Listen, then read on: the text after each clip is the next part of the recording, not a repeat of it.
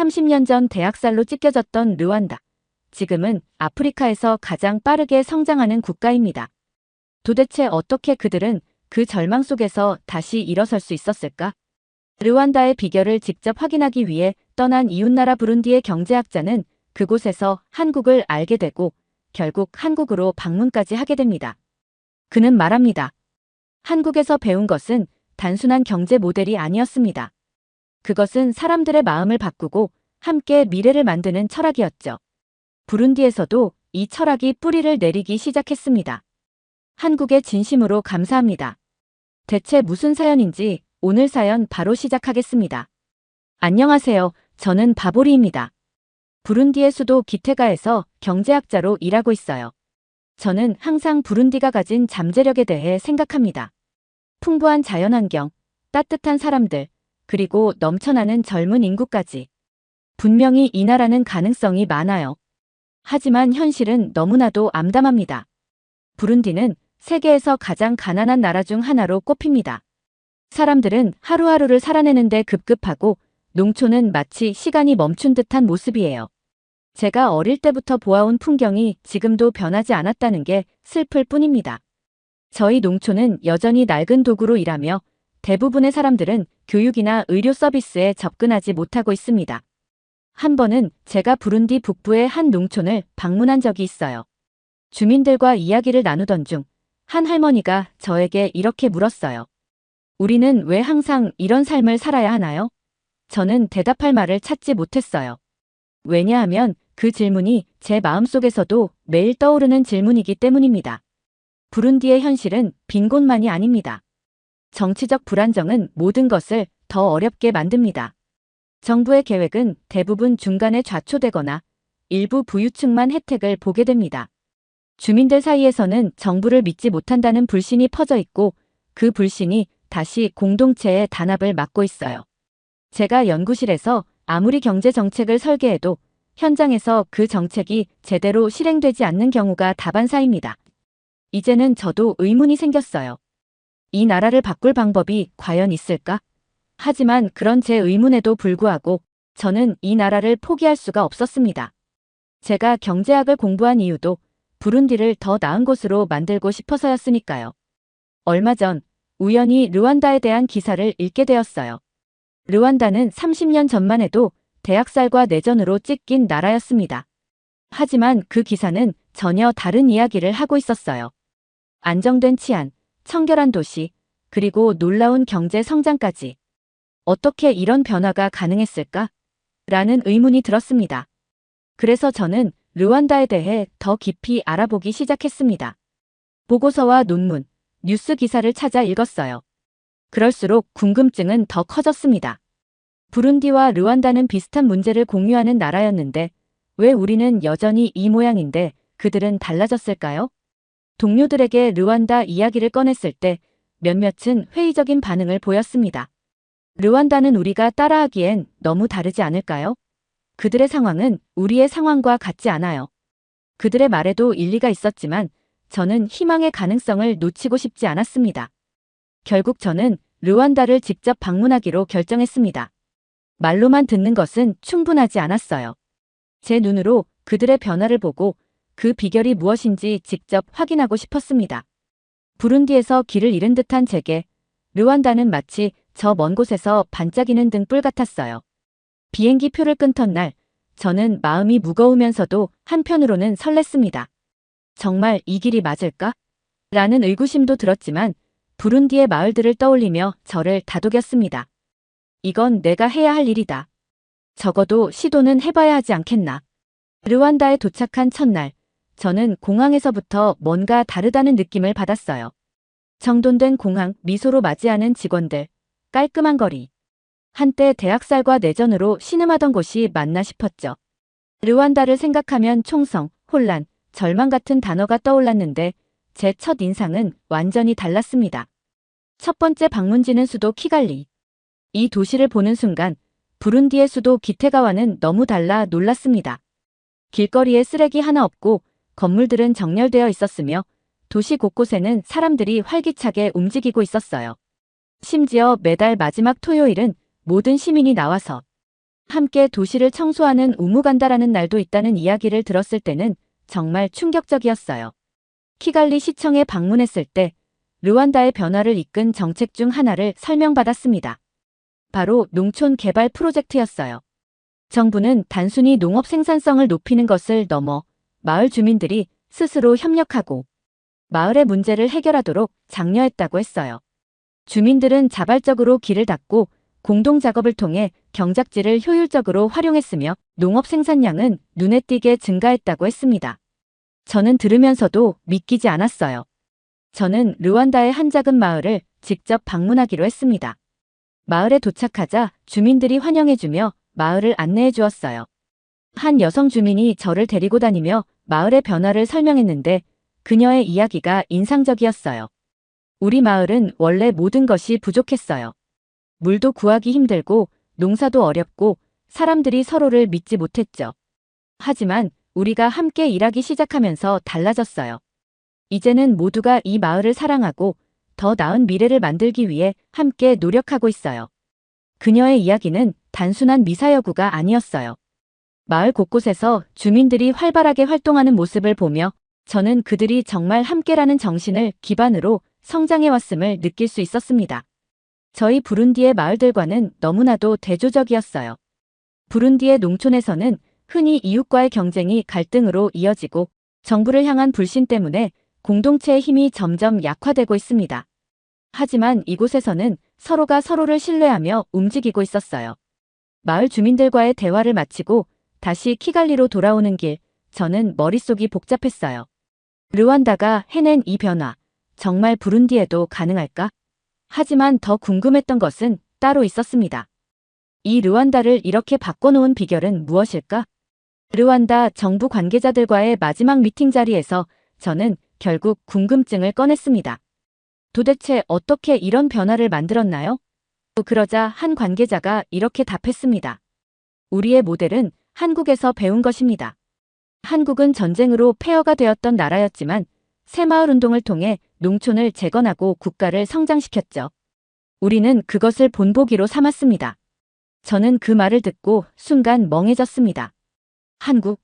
솔직히 한국에 대해 잘 알지 못했어요. 한국이 아프리카와 교류가 많다는 이야기도 거의 들어본 적이 없었고 경제적 지원을 한 적은 있어도 그들이 르완다의 변화를 이렇게 깊이 이끌었다는 것은 처음 듣는 사실이었거든요. 르완다 관료는 말했습니다. 우리는 한국의 철학을 배웠습니다. 그들은 자조, 협동, 근면을 통해 농촌을 변화시켰습니다. 그 정신은 어디에서나 적용될 수 있는 원칙입니다. 르완다에서 한국에 대한 이야기를 들은 뒤 저는 머릿속이 혼란스러웠습니다. 한국의 농촌 개발 모델로 르완다를 이렇게 바꿔놓았다니 그저 놀라울 따름이었어요. 하지만 동시에 질문이 꼬리를 물었습니다. 한국, 우리가 아는 강대국도 아닌데 왜 하필 그 나라였을까? 르완다에서 돌아온 뒤 저는 도서관과 인터넷에 파묻혔습니다. 한국에 대해 더 알아보기 시작했어요. 제가 처음 접한 자료는 한국의 경제 성장에 대한 이야기였습니다. 1950년대 한국은 오늘날의 부룬디보다도 가난했다. 저는 이 문장을 보고 의자에서 거의 튕겨나갈 뻔했습니다. 농업 중심의 사회, 전쟁으로 황폐화된 국토, 끝없는 빈곤, 너무나도 저희와 비슷한 상황이었어요. 그런데 그 나라가 지금은 세계 10대 경제 강국 중 하나로 성장했다는 사실은 믿기 어려웠습니다. 한국의 새마을 운동이라는 단어도 자꾸 눈에 띄었습니다. 이 운동이 한국 농촌의 변화를 이끈 주요한 힘이라고 설명하고 있었어요.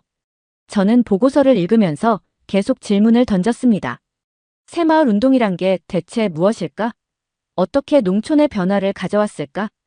그것이 르완다에 영향을 줬다면 부룬디에도 통할 가능성이 있는 걸까?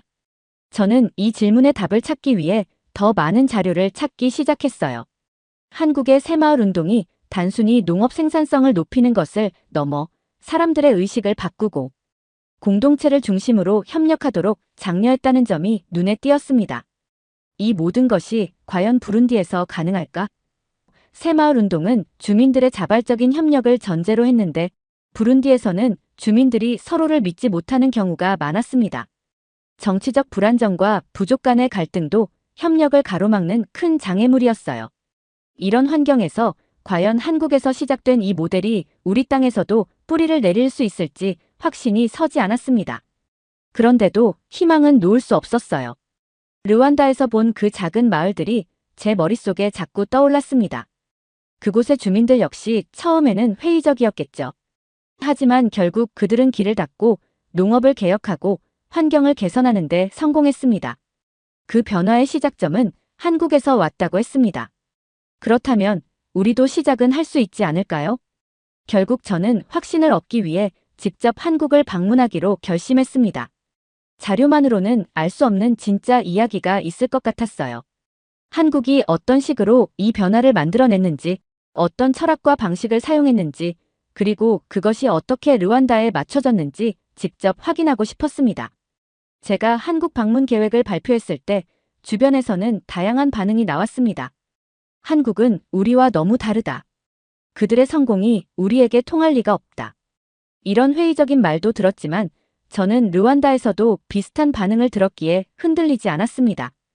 반대로 저를 지지하는 동료들도 있었습니다. 한국행 비행기가 뜨는 날, 저는 이른 새벽부터 가슴이 설렜습니다. 르완다에서 제가 느꼈던 모든 놀라움과 충격을 이제 한국에서 직접 경험할 수 있다는 생각에 기분이 묘했어요. 하지만 한편으로는 두려움도 있었습니다. 비행기가 인천국제공항에 착륙했을 때 저는 한동안 자리에서 일어날 수 없었어요. 창밖으로 보이는 거대한 공항 터미널과 끝없이 이어진 비행기들. 이런 곳에 와본 적이 없었기에 눈앞의 모든 것이 현실처럼 느껴지지 않았습니다.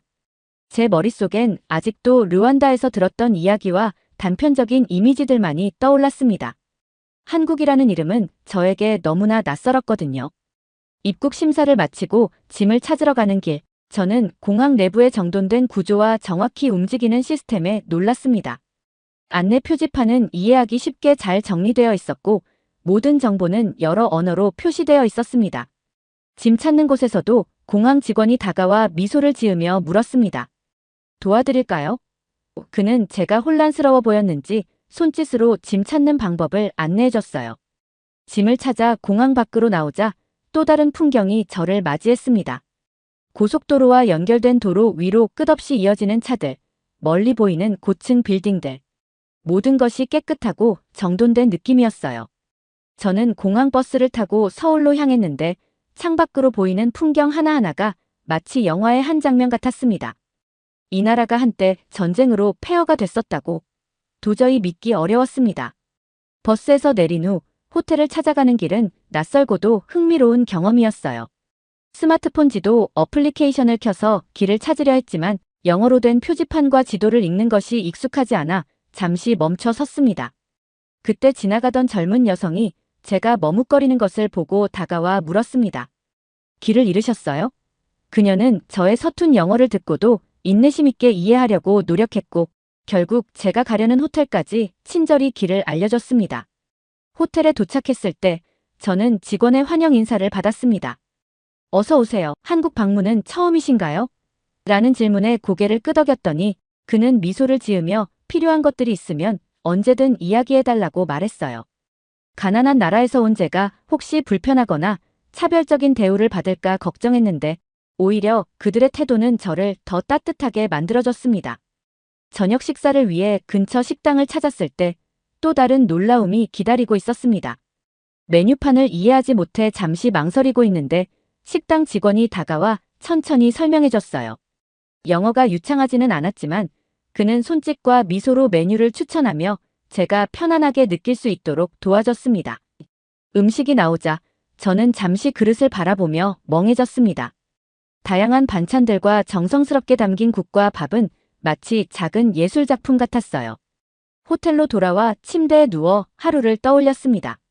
이 나라는 단순히 경제적인 발전만 이룬 것이 아니구나. 사람들의 태도와 문화, 그리고 서로를 대하는 방식까지도 완전히 다른 차원의 발전을 이룬 곳이야. 저는 스스로 부끄러움을 느꼈습니다. 한국을 너무나도 단순하게 생각했던 제 자신이 떠올랐거든요. 창밖의 야경을 보며 저는 다짐했습니다. 이곳에서 내가 무엇을 배우든 그것을 부룬디에서 실현하기 위해 노력하겠다. 다음 날 저는 새마을 운동 기념관을 방문하며 한국의 변화가 어떻게 시작되었는지 배울 기회를 가졌습니다. 새마을 운동이란 단어는 르완다에서 처음 들었지만 이곳에서 직접 설명을 듣고 기록들을 보니 그 깊이와 영향력이 실감됐어요. 기념관은 단순한 역사적 자료를 넘어서 한국 농촌이 가난과 절망 속에서 어떻게 변화했는지를 한눈에 보여주는 생생한 교육장이었어요. 기념관 가이드의 설명에 따르면 새마을 운동은 1970년대 초에 시작된 운동으로 한국 정부가 마을 주민들에게 기초자재를 제공하면서 자조, 협동, 근면이라는 철학을 강조한 것이 시작이었다고 했습니다. 한국 정부는 모든 걸 대신해주지 않았습니다. 주민들이 스스로 계획하고 스스로 실행하며 결과를 이끌어내도록 독려했죠. 기념관에 전시된 당시의 사진과 기록들을 보며 저는 부룬디의 농촌을 떠올렸어요.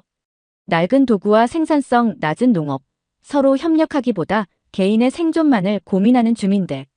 한국의 과거와 너무나도 닮았다는 생각에 가슴이 먹먹해졌습니다. 그런데 한국은 그 모든 어려움을 극복했더군요. 사진 속 농촌은 점점 변화하며 깨끗한 도로와 튼튼한 집들, 웃음 짓는 주민들로 바뀌고 있었습니다. 저는 회의와 희망 사이에서 머릿속이 복잡해졌습니다. 이어진 일정은 농업혁신센터 방문이었습니다. 이곳에서는 한국이 단순히 과거의 성공에 머무르지 않고 농업을 현대화하는 과정을 생생히 보여줬습니다. 드론으로 논의 상태를 점검하고 센서를 통해 토양 상태를 분석하는 장면은 말 그대로 혁신 그 자체였어요. 저는 가이드의 설명을 들으며 부룬디의 현실과 계속 비교했습니다. 한국에서는 기술뿐 아니라 농업의 효율성을 높이기 위해 주민들이 협력하고 지식을 공유하는 방식이 중요하다는 것을 알게 되었어요.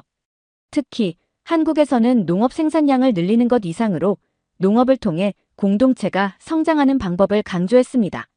스마트 농촌 현장을 방문했을 때는 또 다른 감동을 받았습니다. 이곳은 기술적 혁신이 단순히 도시에서만 이루어지는 것이 아니라 농촌에서도 활발히 적용되고 있다는 사실을 증명하고 있었어요. 농민들이 스마트폰 애플리케이션으로 작물의 상태를 모니터링하고 수확량을 계획하며 시장 가격까지 실시간으로 확인하는 모습을 보며 저는 할 말을 잃었습니다. 이 모든 것이 우리 부룬디에서는 얼마나 먼 이야기인가. 그러나 이 모든 경험이 저를 설레게 하면서도 동시에 무겁게 만들었습니다. 한국은 어떻게 이런 성장을 이뤘을까? 그들이 가진 자원과 환경이 특별했던 건 아닐까? 이 모든 것이 단지 운 좋은 나라에만 가능한 일은 아니었을까? 저는 스스로에게 질문했습니다. 정말 우리가 그 첫 발을 내딛지 못할 이유가 있을까? 한국의 성공이 특별한 환경에서만 가능했던 것은 아닐 것입니다. 그들은 자신들의 문제를 인식하고 스스로 해결하려는 노력을 기울였어요. 작은 변화가 점점 더 큰 변화를 만들어냈고 마침내 그들의 나라를 지금의 모습으로 이끌었습니다. 그 순간 저는 다시 한번 희망을 품었습니다. 한국이 해냈다면 우리도 할 수 있을 거야. 작은 시작이라도 시도하지 않으면 아무것도 바뀌지 않아. 한국에서의 일정을 마치고 부룬디로 돌아가는 비행기 안에서 저는 창밖을 바라보며 스스로에게 질문을 던졌습니다. 한국에서 배운 이 모든 것을 부룬디에서 과연 실현할 수 있을까? 새마을 운동의 철학, 협력의 힘, 주민들이 자발적으로 이룬 변화들. 고향 마을에 도착하자 현실의 무게가 제 어깨를 눌렀습니다.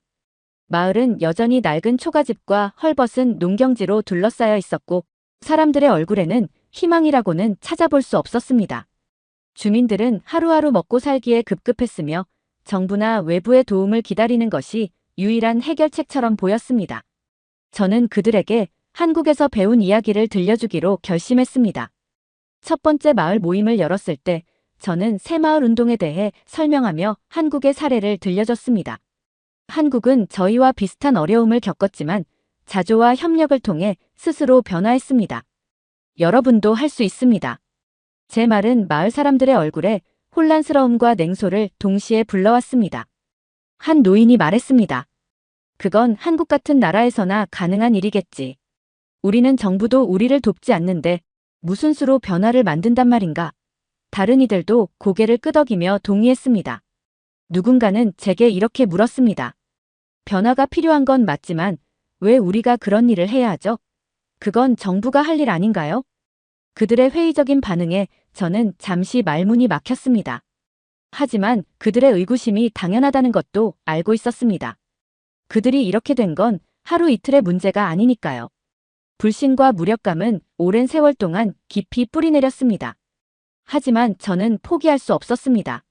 작은 시작이라도 만들어야 했습니다. 저는 다시 주민들에게 제안했습니다. 우리가 정부나 외부의 도움만 기다린다면 아무것도 바뀌지 않을 겁니다. 아주 작은 것부터 시작해보면 어떨까요? 마을 중심 공터를 깨끗하게 청소하는 것처럼 말이죠. 그러나 그 제안조차 쉽게 받아들여지지 않았습니다. 청소한다고 밥이 나오나요? 한 젊은이가 비아냥거렸고 다른 이들도 비슷한 반응을 보였습니다. 하지만 몇몇 젊은 층은 제 말을 흥미롭게 들었습니다. 그중 한 청년이 조용히 손을 들며 말했습니다. 좋아요. 청소 정도는 해볼 수 있겠네요. 그런데 그게 뭘 바꿀 수 있을지는 모르겠어요. 그날 몇몇 사람들과 함께 공터로 나갔습니다. 누군가는 호기심에 따라 나왔고 누군가는 단순히 시간을 때우기 위해 나왔습니다. 저희는 허름한 빗자루와 삽을 들고 쓰레기를 치우기 시작했습니다. 처음에는 아무도 적극적으로 참여하지 않았고 심지어 지나가던 이들은 비웃는 눈빛을 보냈습니다. 하지만 몇 시간 후 작은 변화가 나타나기 시작했습니다. 공터 한쪽이 깨끗해지자 주변을 지나가던 몇몇 사람들이 잠시 멈춰 서더니 결국 그들도 작업에 참여하기 시작했습니다. 하루가 끝날 무렵 공터의 절반이 깨끗해졌고 사람들의 표정도 조금씩 밝아졌습니다. 작은 성공이었지만 그것은 제가 필요로 했던 시작이었습니다. 청소를 마치고 모두가 둘러앉아 이야기를 나누었을 때 저는 다시 한번 한국에서 배운 이야기를 들려줬습니다. 한국에서도 처음엔 이런 작은 일부터 시작했습니다. 중요한 건 우리 스스로 무엇이든 시작했다는 겁니다. 다음 며칠 동안 우리는 매일 조금씩 공터를 정리하고 길을 닦고 작은 변화를 만들어갔습니다. 물론 여전히 냉소적인 주민들도 많았습니다. 그게 얼마나 간다고? 라는 말이 여기저기서 들렸습니다. 그러나 그들 사이에서도 점점 변화의 가능성을 믿기 시작한 사람들이 늘어나고 있다는 것을 느꼈습니다. 이 작은 성공은 제가 한국에서 배운 교훈을 다시 한번 떠올리게 했습니다. 모든 변화는 작은 시작에서 시작된다. 한국도 처음엔 몇몇 마을에서 작은 프로젝트를 시작했고 그것이 전국으로 확산되었죠. 청소 작업이 끝난 뒤 공터는 더 이상 쓰레기 더미로 가득 찬 황무지가 아니었습니다. 주민들은 깨끗해진 공간을 둘러보며 처음으로 변화의 가능성을 느끼는 듯 보였습니다. 생각보다 괜찮은데요. 한 청년이 웃으며 말했을 때 그 자리에 있던 사람들 모두가 공감하는 듯 고개를 끄덕였습니다. 작은 변화였지만 이 작업은 주민들에게 중요한 깨달음을 주었습니다. 우리도 뭔가를 할 수 있구나. 그러나 변화를 의심하는 목소리는 여전히 컸습니다. 특히 참여하지 않은 주민들은 공터의 변화를 대수롭지 않게 여기며 냉소적인 태도를 보였어요. 그게 얼마나 간다고? 다시 쓰레기로 가득 차면 무슨 소용이야. 이 말은 일부 참여자들에게도 영향을 미쳤습니다. 정말 이런 걸로 마을이 바뀔 수 있을까요? 그들의 질문에 저는 쉽게 답할 수 없었습니다. 그날 회의에서 저는 새로운 제안을 했습니다. 공터 옆의 길을 정비해보면 어떨까요? 비가 올 때마다 물이 고이고 걷기 힘들어지잖아요. 처음엔 반응이 없었지만 공터 청소에서 긍정적인 경험을 한 몇몇 청년들이 앞장서겠다고 나섰습니다. 다음 날 우리는 낡은 삽과 괭이를 들고 작업을 시작했습니다. 이번에는 공터 청소 때보다 더 적은 사람들이 모였습니다. 일부는 너희들끼리 해봐라라는 태도를 보였고 또 일부는 그저 멀리서 구경만 했습니다. 작업은 예상보다 힘들었습니다. 딱딱하게 굳은 흙을 파내는데 시간이 오래 걸렸고 정비 도구도 제대로 갖춰지지 않아 일이 더디게 진행됐습니다. 작업 도중 저는 주민들과 이야기를 나누며 그들의 생각을 들었습니다. 한 젊은 농부가 말했습니다. 이게 정말 변화를 만들 수 있을까요? 한국에서는 다들 협력했다고 하지만 여기서는 대부분이 우리를 비웃고 있어요. 그의 말에 저는 잠시 멈춰섰지만 곧 이렇게 대답했습니다. 한국도 처음엔 소수의 사람들만 시작했어요. 그런데 그 작은 시작이 결국 큰 변화를 만들었죠. 우리가 지금 그 역할을 하고 있는 거예요. 작업이 끝난 뒤 우리는 깨끗해진 길을 보고 작은 성취감을 느꼈습니다. 하지만 변화가 쉽지 않다는 사실도 실감했습니다. 많은 주민들이 여전히 참여하지 않았고 결과에 대한 기대도 크지 않았습니다. 그러나 저는 한 가지 희망의 징조를 발견했습니다. 지나가던 몇몇 주민들이 정비된 길을 보며 작은 칭찬을 던졌고 그 말이 참여자들에게 큰 격려가 되었어요. 작은 성공은 점차 다른 곳으로 퍼지기 시작했습니다. 참여자들의 태도도 점점 달라졌습니다. 처음에는 소극적으로 시작했던 주민들이 이제는 서로 의견을 나누고 새로운 아이디어를 제안하기 시작했습니다. 이제 마을 사람들은 단순히 길을 정비하거나 청소하는 수준을 넘어 스스로 더 큰 목표를 세우고 협력하려는 의지를 보이고 있었습니다. 변화는 여전히 느렸지만 그 속도는 점차 빨라지고 있었습니다. 몇 달이 지나면서 우리 마을은 완전히 달라진 모습을 보이기 시작했습니다. 처음에는 작은 청소와 길 정비로 시작된 변화가 이제는 마을 전체의 분위기를 바꾸고 있었습니다. 주민들은 더 이상 무기력하게 하루를 보내지 않았고 서로의 의견을 나누고 협력하며 더 나은 미래를 꿈꾸기 시작했습니다. 공동 농장이 만들어졌고 주민들이 함께 작물을 심고 관리하면서 생산량도 눈에 띄게 늘어났습니다. 그 수익으로 필요한 도구를 사고 마을의 시설을 조금씩 개선하기 시작했어요. 가장 큰 변화는 사람들 간의 태도였습니다. 과거에는 서로 불신하며 경쟁하던 주민들이 이제는 함께 일하며 웃음을 나누는 모습이 보였어요. 처음에는 부정적이었던 이들조차 이제는 작은 일이라도 참여하며 자신의 역할을 찾고 있었습니다. 이웃 마을에서도 우리 이야기가 퍼지면서 그곳 주민들이 우리를 찾아와 방법을 물어보는 일도 잦아졌습니다. 마치 한국에서 제가 경험했던 새마을 운동의 전파 과정을 되돌아보는 듯 했어요. 하루는 이웃 마을 주민들과 함께 작은 워크숍을 열었습니다. 그들에게 새마을 운동의 사례를 이야기하며 한국에서 경험한 것들을 공유했습니다.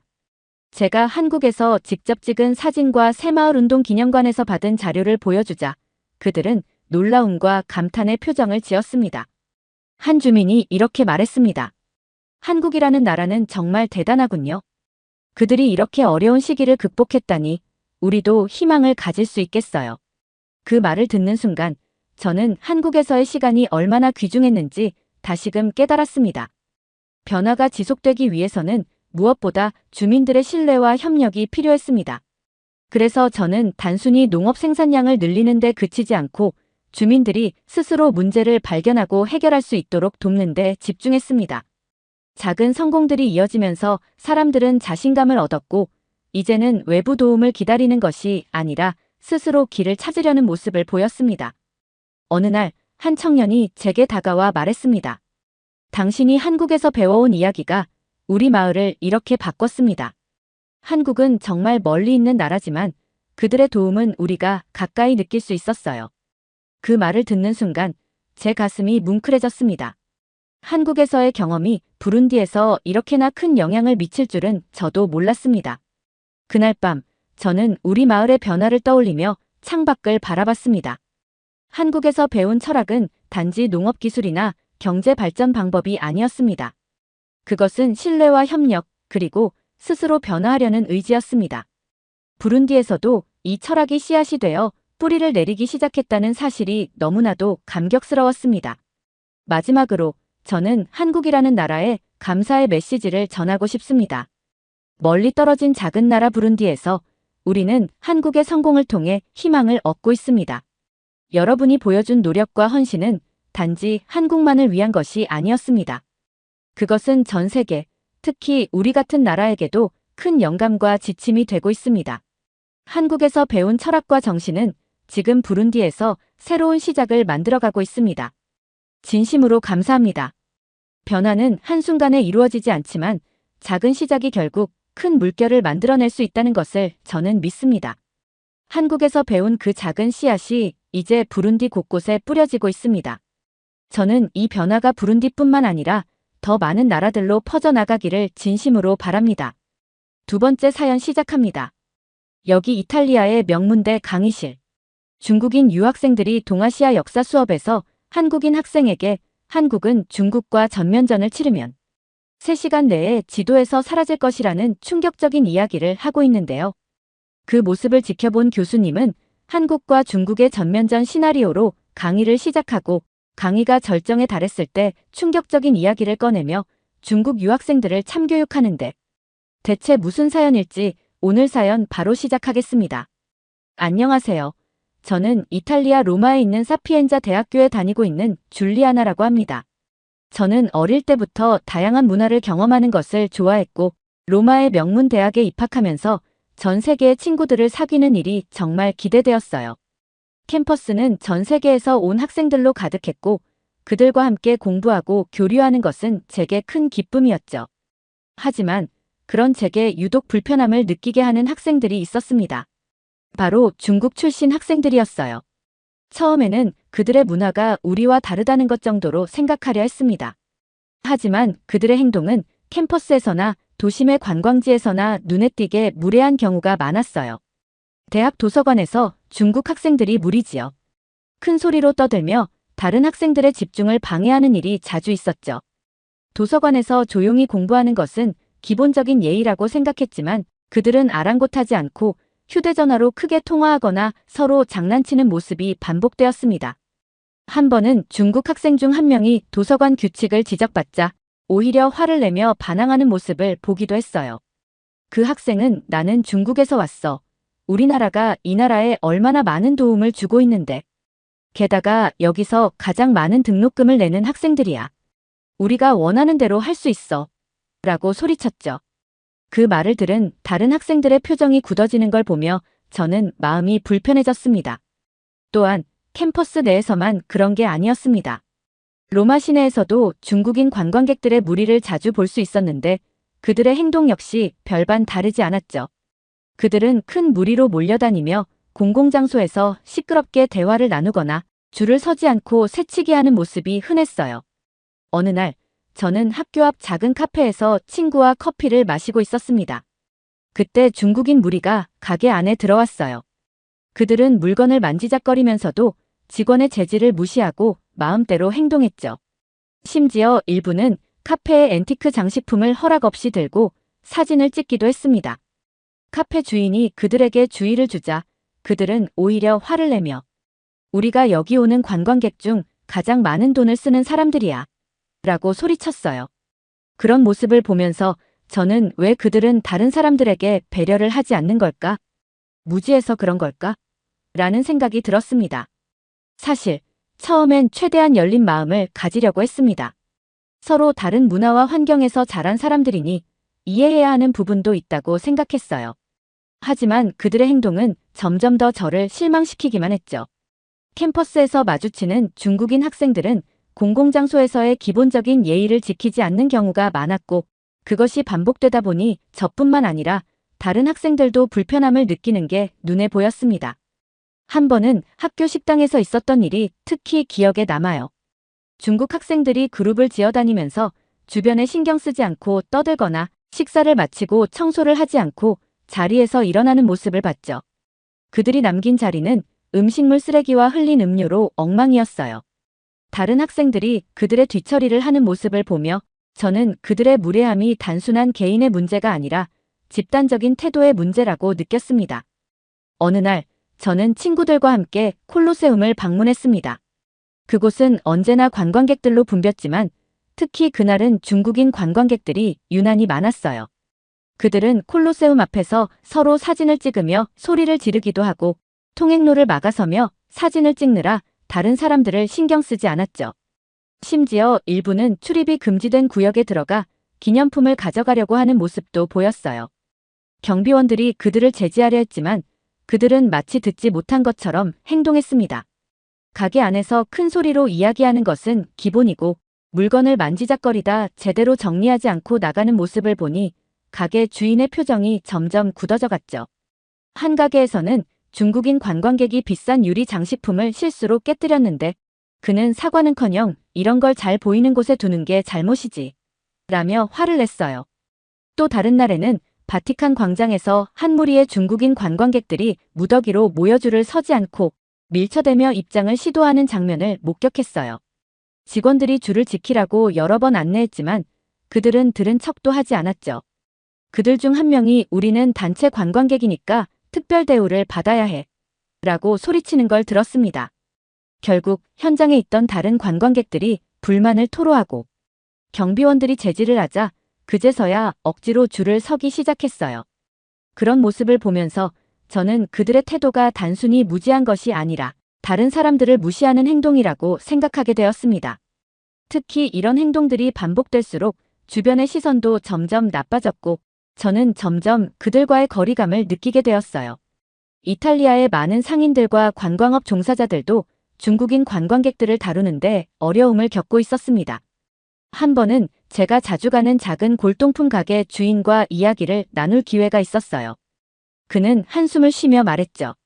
중국 관광객들이 오면 매출은 올라가지만 그들이 가고 난 뒤의 정리가 너무 힘들어요. 물건을 함부로 만지고 심지어 몰래 가져가려고 하는 경우도 있어요. 길에서 용변을 보는 경우도 여러 번 목격했어요. 그의 말에 로마의 아름다움과 역사를 존중하지 않는 그들의 태도가 화가 났습니다. 친구들과 대화를 나눌 때면 이런 중국인들의 태도에 대한 불만이 종종 나왔고 그들이 없을 때가 오히려 마음이 편하다는 말까지 나오곤 했어요. 대학 생활 중에는 중국인 학생들과 함께 팀 프로젝트를 해야 할 기회가 있었습니다. 처음에는 그들과 협력할 수 있기를 기대했어요.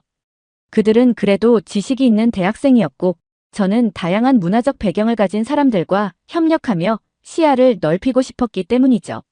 하지만 현실은 기대와는 달랐습니다. 팀 프로젝트를 진행하면서 중국 학생들은 저와 다른 팀원들의 의견을 무시하고 자신들의 방식대로만 진행하려 했어요. 첫 팀 미팅에서 저는 프로젝트의 주제에 대해 제안을 했습니다. 우리가 연구하는 주제에 대해 각국의 관점을 비교해보는 건 어떨까요? 하지만 중국 학생 중 한 명이 곧바로 제 의견을 잘랐어요. 그럴 필요 없어. 우리나라의 방식이 가장 효율적이야. 그걸로 하자. 저는 놀라서 말문이 막혔죠. 제가 의견을 내면 그들은 대수롭지 않게 넘기며 자신들의 생각만을 강요했습니다. 마치 모든 것을 자신들이 다 알고 있다는 듯한 태도였죠. 그들은 팀워크보다는 자신의 의견을 관철시키는 데에만 집중했고 협업의 의미를 무색하게 만들었어요. 프로젝트 중간 발표 때는 그들이 준비한 내용만을 발표하려 했고 다른 팀원들의 기여를 무시했죠. 게다가 그들은 중국의 경제적 성장과 군사력을 자랑하며 다른 나라들보다 자신들이 우월하다는 듯한 말을 자주 했습니다. 중국은 세계의 중심이고 나머지 국가들은 결국 중국을 따라올 수밖에 없다라는 식의 발언을 서슴지 않았죠. 한 번은 팀 미팅 중에 한 중국 학생이 이렇게 말했어요. 우리나라의 GDP가 곧 미국을 앞지를 거야. 그때가 되면 모든 나라가 중국의 말을 들을 수밖에 없겠지. 그 말을 들은 다른 나라 출신 학생들의 얼굴이 굳어지는 걸 보며 저는 불편함을 느꼈습니다. 그들은 자신들의 나라가 강대국이라는 이유로 다른 국가들을 깎아내리거나 무시하는 발언을 하곤 했습니다. 특히나 한국과 일본에 대해서는 더더욱 공격적이었어요. 한국과 일본, 그 나라들은 우리 없이는 살아갈 수 없어. 역사적으로 봐도 그들은 항상 중국의 속국이었잖아. 라는 식의 말을 하곤 했죠. 그들의 말을 들을 때마다 저는 그 오만함에 혀를 내두를 수밖에 없었습니다. 그런 행동들 때문에 자연스럽게 중국 학생들은 다른 국제 학생들 사이에서 점점 고립되기 시작했습니다. 친구들과 대화를 나누다 보면 중국인들은 너무 싫어. 그렇게 중국이 대단하면 중국에나 있지. 왜 여기까지 온 거래? 라는 이야기가 자주 나왔고 많은 학생들이 그들과의 협력을 꺼리게 되었어요. 한 번은 국제학생 모임에서 이런 문제에 대해 토론하는 시간이 있었어요. 한 독일 학생이 이렇게 말했죠. 중국 학생들은 항상 자신들만의 방식을 고집해요. 다른 의견을 전혀 받아들이려 하지 않죠. 다른 학생들도 비슷한 경험을 이야기했고 저 역시 제 경험을 공유했습니다. 우리는 모두 문화적 차이를 인정하고 존중해야 한다는데 동의했지만 동시에 기본적인 예의와 상호 존중이 필요하다는 점도 강조했어요.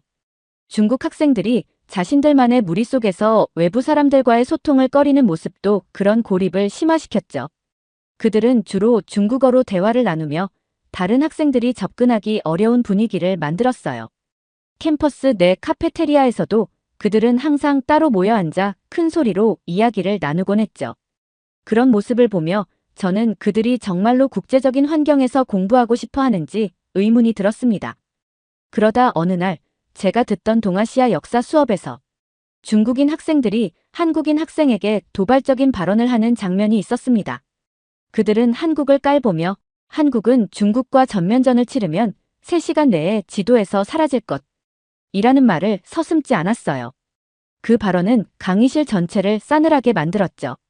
저는 그들의 발언이 너무나 오만하고 무례하다고 생각했습니다.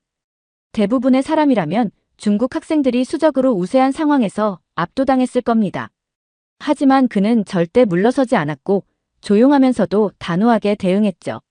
한국은 결코 그렇게 쉽게 무너지지 않을 거예요. 단순한 숫자가 전부가 아닙니다. 그의 말에는 확신이 가득 차 있었고 그것이 더욱 인상적이었어요.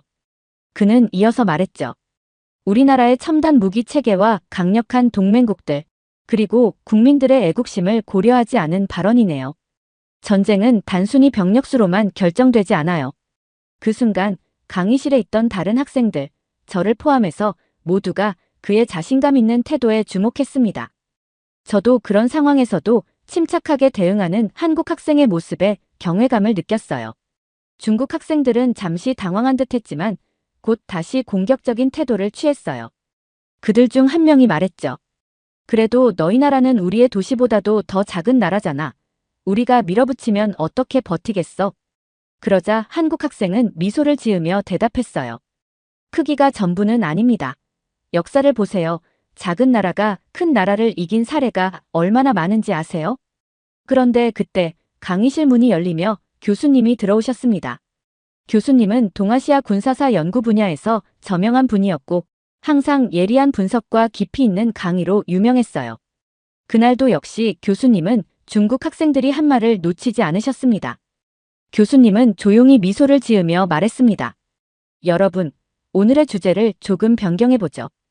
한국과 중국의 전면전 시나리오에 대해 이야기해보겠습니다. 강의실에 있던 모두가 그 말을 듣고 술렁였어요. 교수님이 갑자기 왜 이런 주제를 선택하셨는지 의문이 들었지만 우리는 곧 교수님의 깊이 있는 설명에 빠져들게 되었죠. 저는 이 강의가 어떤 방향으로 흘러갈지 긴장되면서도 기대가 되었습니다. 교수님은 강의의 초반부에서 한중 전면전의 가능성과 그 시나리오를 조목조목 분석하기 시작했어요. 교수님은 한국이 단순히 인구나 병력수에서 중국보다 적다는 이유만으로 쉽게 무너질 나라가 아니라고 했습니다. 한국은 세계 최고 수준의 정보 수집 능력을 가지고 있고 주요 동맹국들과의 긴밀한 관계를 통해 국제적 지원을 받을 수 있습니다. 이는 전쟁 초기 국면에서 결정적인 역할을 할 수 있는 부분입니다. 교수님은 이렇게 설명하며 한국의 군사적 준비 태세와 외교력을 강조했어요. 또한 한국의 선진 미사일 방어 체계가 중국의 초기 공격을 효과적으로 차단할 수 있다고 분석했죠. 그 말을 들으면서 저는 한국이라는 나라가 복잡하고 강력한 전략을 가진 국가라는 것을 처음으로 깨닫게 되었습니다. 교수님의 분석은 단순한 수적 우위에만 기대어 한국을 얕잡아 보던 중국 학생들에게 큰 충격을 주었어요. 그들은 더 이상 자신들의 주장을 펼치지 못했고 한때 자신만만했던 그들의 표정에는 혼란이 엿보였죠. 저는 한국 학생의 태도와 교수님의 분석이 어우러지며 만들어낸 이 상황이 너무 흥미로웠습니다. 한국이라는 나라에 대해 새로운 시각을 가지게 되었고 중국의 오만함이 그저 허상에 불과할 수 있다는 생각이 들었어요. 강의는 계속해서 깊어졌습니다. 교수님은 한국과 중국의 군사력 비교에서 공중전과 해상전의 중요성을 설명했어요. 그는 한국의 최신 전투기인 F-35와 이지스, 구축함 같은 선진 무기 체계가 어떻게 중국의 공군과 해군을 효과적으로 저지할 수 있는지를 자세히 설명했죠. 한국은 단순히 방어에만 치중하는 나라가 아닙니다. 그들은 공격적인 군사 전략을 통해 자신들의 방어 능력을 강화하고 있으며 위협적인 상황에서는 선제적인 타격도 감행할 수 있습니다. 교수님의 말씀에 저는 눈이 휘둥그레졌어요. 한국이 단순히 수비적인 위치에만 있지 않다는 것을 깨달았죠. 한국은 자신을 지킬 준비가 되어 있을 뿐만 아니라 필요할 때는 공격적인 대응도 가능한 나라였습니다. 교수님은 특히 한국이 한미동맹을 통해 미국의 첨단 군사기술과 정보를 공유하고 있으며 이는 전쟁의 초기 국면에서 큰 도움이 될 수 있다고 설명했어요. 미국과의 긴밀한 관계는 한국에게 매우 중요한 자산입니다. 이는 중국과의 전면전에서 한국이 국제적인 지원을 통해 초기에 밀리지 않고 버틸 수 있는 중요한 요인이죠. 한국의 강력한 동맹국들은 전쟁이 발생했을 때 한국을 도울 준비가 되어 있었고, 이는 중국이 쉽게 생각했던 것과는 달리 전쟁의 결과를 복잡하게 만들 수 있는 요소였어요. 교수님은 계속해서 설명을 이어갔습니다. 또한 한국의 사이버 전력도 무시할 수 없습니다. 한국은 세계 최고 수준의 IT 인프라를 갖추고 있으며, 이를 바탕으로 한 사이버 공격 능력은 중국의 군사 시스템을 마비시킬 수 있는 잠재력을 가지고 있죠. 이 말을 들으면서 저는 현대 전쟁에서 첨단 기술의 중요성을 새삼 깨달았어요. 강의실에 있던 중국 학생들은 점점 더 불안한 표정이 되어갔습니다. 그들의 무례하고 오만한 태도가 무색하게, 교수님의 분석은 객관적이었고 그 어떤 반박도 허용하지 않는 철저한 논리로 이루어져 있었어요. 반면에 저는 한국 학생의 논리적인 태도와 교수님의 분석을 보며 한국이라는 나라가 단순히 규모에 비해 강하다는 사실에 놀라워하고 있었습니다. 교수님은 이어서 말씀하셨죠. 물론 중국의 군사력도 막강합니다. 하지만 전쟁은 단순히 병력의 수나 무기의 양으로만 결정되지 않아요. 전략, 기술, 그리고 국민의 의지가 중요합니다. 한국은 이 모든 면에서 중국을 압도하는 나라입니다. 강의가 절정으로 치달을 때쯤 교수님은 강의실의 분위기를 완전히 바꾸는 중요한 정보를 꺼내셨어요. 그리고 여러분, 한국이 최근 10월 1일에 발표한 새로운 무기를 알고 있습니까? 교수님은 잠시 멈추고 우리를 둘러보았죠. 저를 포함한 강의실의 모든 학생들이 집중한 그 순간 교수님은 그 무기가 바로 현무5라는 최신형 고위력 탄도미사일이라는 사실을 밝혔어요. 현무5에 대한 설명은 너무나도 충격적이었습니다.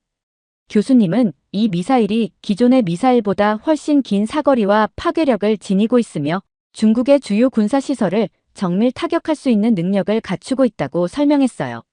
현무5는 단순한 미사일이 아닙니다. 한국의 기술력이 얼마나 발전했는지를 보여주는 상징이자 중국의 군사적 위협을 실질적으로 억제할 수 있는 강력한 수단입니다. 교수님의 설명에 중국 학생들은 더 이상 말을 잇지 못하고 입을 다물었어요. 그들은 자신들이 알고 있던 세계관이 무너지는 것을 실감하는 듯 했죠. 저는 그 순간 한국의 군사력이 단순히 방어적인 수준에 머물지 않고 공격적인 전략을 실행할 수 있는 단계까지 진화했다는 사실에 큰 충격을 받았어요. 현무5는 한국이 중국의 압도적인 병력에 맞설 수 있는 강력한 수단이었고, 이는 중국이 쉽게 전면전을 결심하지 못하게 만드는 중요한 변수였죠. 교수님은 계속해서 설명을 이어갔어요. 현무5의 개발은 한국의 독자적인 기술력을 보여주는 중요한 사례입니다. 이는 한국이 더 이상 다른 나라의 기술에 의존하지 않고 자체적으로 첨단 무기를 개발할 수 있는 능력을 갖추었다는 것을 의미하죠. 중국 학생들의 표정은 점점 더 어두워졌고 마침내 그들의 오만함이 꺾이는 순간을 보게 되었어요. 한 중국 학생이 조심스럽게 손을 들고 질문했죠.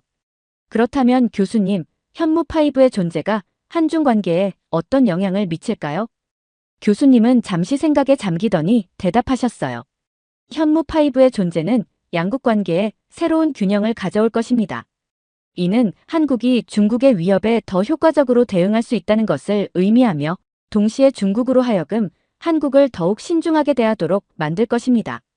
결과적으로 이는 양국 간의 긴장을 줄이고 더 평화로운 관계를 유지하는 데 도움이 될 수 있죠. 강의가 끝나자마자 강의실에는 묵직한 침묵이 흘렀어요. 교수님의 객관적이고 철저한 분석에 따라 그려진 한국의 군사력과 전쟁 시나리오는 한국이 단순히 작은 나라가 아니라 복잡하고 강력한 국가라는 사실을 드러냈죠. 한국의 최신 무기인 현무5의 존재는 중국의 예상 밖의 변수가 되었고 전쟁의 양상을 완전히 뒤바꿀 수 있는 무기로 자리 잡았어요.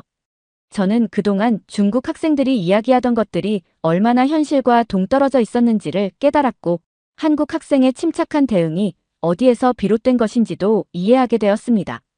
그의 자신감은 단순한 허세가 아니라 자국의 실력에 대한 확신에서 나온 것이었죠. 강의가 끝난 후 한 프랑스 친구가 말했어요. 나는 이제야 한국이 왜 작은 용이라고 불리는지 알겠어. 그들의 힘은 크기가 아니라 그들의 지혜와 기술, 그리고 단결력에서 나오는 거야. 저도 고개를 끄덕이며 동의했죠. 단순히 크기와 숫자만으로 나라의 힘을 판단할 수 없다는 것을 절실히 느꼈어요. 그리고 한국이라는 나라가 가진 힘의 본질, 그것은 그들의 국민들이 지닌 강한 의지와 결속력에 있었다는 것을 깨달았죠. 저는 용기를 내어 그 한국 학생에게 다가갔어요. 안녕하세요. 수업에서 당신의 대응이 정말 인상적이었어요. 한국에 대해 더 알고 싶어요. 혹시 커피 한잔 하면서 이야기 나눌 수 있을까요? 그는 미소를 지으며 흔쾌히 수락했죠. 그렇게 우리는 카페에 앉아 한국의 문화, 역사, 그리고 현재에 대해 이야기를 나누기 시작했어요. 따뜻한 카페라테를 마시며 그의 이야기에 푹 빠져들었죠. 그의 말 한마디 한마디가 제게는 새로운 세계를 열어주는 열쇠 같았어요. 우리는 금세 친해졌고 시간 날 때마다 만나서 한국의 이야기를 들었어요. 며칠 동안 그의 이야기를 들으며 저는 한국이라는 나라가 단순히 K-팝, K-드라마로 인해 최근에 떠오른 나라가 아니라는 것을 깨달았어요. 그 이면에는 5,000년이 넘는 깊은 역사와 풍부한 문화가 자리 잡고 있었죠. 고구려, 백제, 신라의 삼국시대부터 조선 왕조까지 한국의 역사는 마치 흥미진진한 드라마 같았어요. 특히 세종대왕이 만든 한글이라는 문자 체계에 대해 들었을 때는 정말 감탄했죠. 한 나라의 왕이 백성들을 위해 새로운 문자를 만들었다니 정말 놀라웠어요. 또한 그들이 어떻게 빠른 시간 안에 경제 강국으로 성장했는지, 그 과정에서 겪은 어려움과 극복한 방법들에 대해서도 자세히 들을 수 있었어요. 한국 전쟁 후 폐허가 된 나라에서 시작해 불과 60년 만에 세계 10위권의 경제대국으로 성장한 이야기는 정말 믿기 힘들 정도였죠. 한강의 기적이라고 불리는 이 경제성장 과정에서 한국 사람들이 보여준 근면 성실함과 교육에 대한 열정은 정말 인상 깊었어요. 이 경험을 통해 저는 한국이라는 나라에 대해 완전히 반하게 되었습니다. 앞으로도 저는 더 많은 사람들과 소통하고 다양한 한국의 문화를 이해하려 노력할 거예요. 단순히 책이나 인터넷을 통해서가 아니라 직접 한국 사람들과 대화를 나누고 그들의 이야기를 듣고 싶어요. 그리고 언젠가 한국을 직접 방문해서 그들의 문화와 역사를 더 깊이 체험해보고 싶어요. 고궁을 거닐며 옛 왕조의 숨결을 느껴보고 현대적인 서울의 거리를 걸으며 빠르게 변화하는 한국의 모습도 직접 보고 싶어요. 오늘 사연이 재미있으셨다면 구독과 좋아요, 알림 설정까지 부탁드립니다. 더 재미있는 사연으로 돌아오겠습니다. 이상 감동탐험이었습니다.